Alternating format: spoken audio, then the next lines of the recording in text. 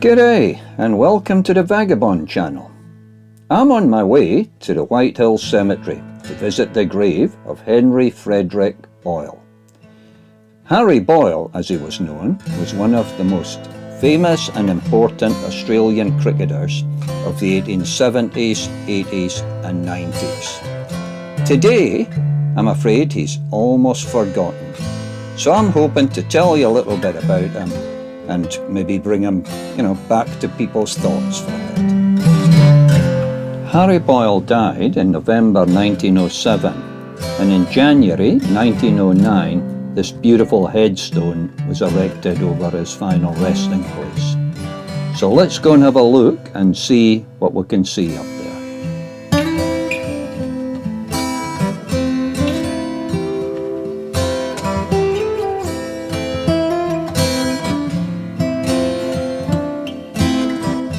This cemetery is one of the oldest in Bendigo, and as you can see, people have been buried here, including members of the Boyle family, from the early 1850s.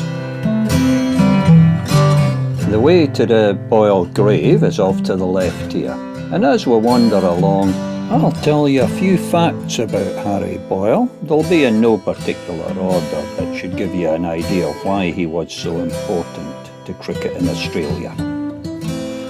Harry should be appearing above me just now as he was portrayed in an Annie cartoon from 1879. Boyle was a right-handed fast bowler, noted for his accuracy, and on his day feared as much as the demon Spofforth. He was also the first Australian to bowl W.G. Grace on Australian soil at Melbourne in December of 1873. Boyle was selector as well as captain of the Victorian intercolonial team. On top of that, between 1880 and 84, along with Bendigo-born W.L. Murder, he selected players for the Australian 11 Tours of England. Boyle was a key player in two of the most important games in Australian cricket history. In 1879 at Lord's, when he along with his bowling partner Spofforth destroyed the Marylebone Cricket Club at Lord's in the game that established Australia as a cricket force and inspired the lines. The Australians came down like a wolf on the fold.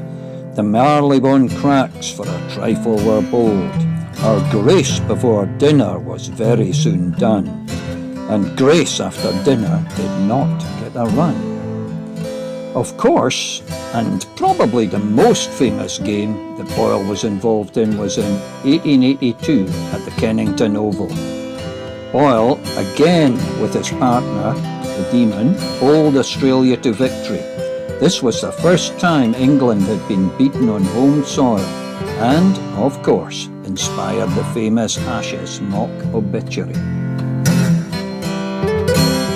That's probably enough about Harry Boyle as a cricketer for just now, because as I've been wandering along, I've come too far, so I'd better turn around and head back in the right direction.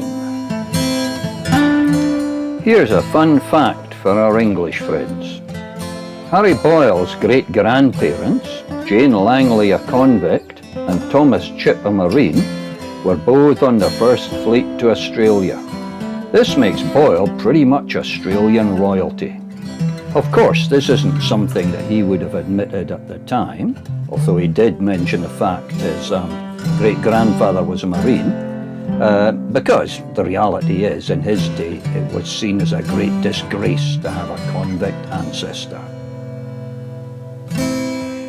The Boyle family came to the goldfields here in Bendigo in April or May of 1853. Harry would have been 5 years old, and it would have been a very tough journey coming up from Melbourne to Bendigo. Okay, we're getting pretty close to the Boyle family plot now, and if we have a look, indeed there it is. We can see Harry's headstone just behind that pink granite tombstone. So here we are at the Boyle family plot. And if you look at the headstone, it's one that I've always found a moving tribute to Harry Boyle. And you read what's written there. You can see how highly he was thought of by his friends and cricket players here in Australia and over in England.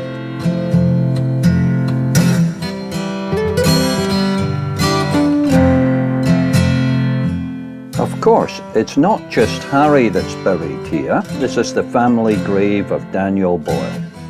So his mum Charlotte, who passed in May 1859, sister Harriet, who died in September 1859 at the age of 11, which is really sad, and his uncle Frederick, who presumably gave Harry his middle name, died in February 1860. They're all buried here.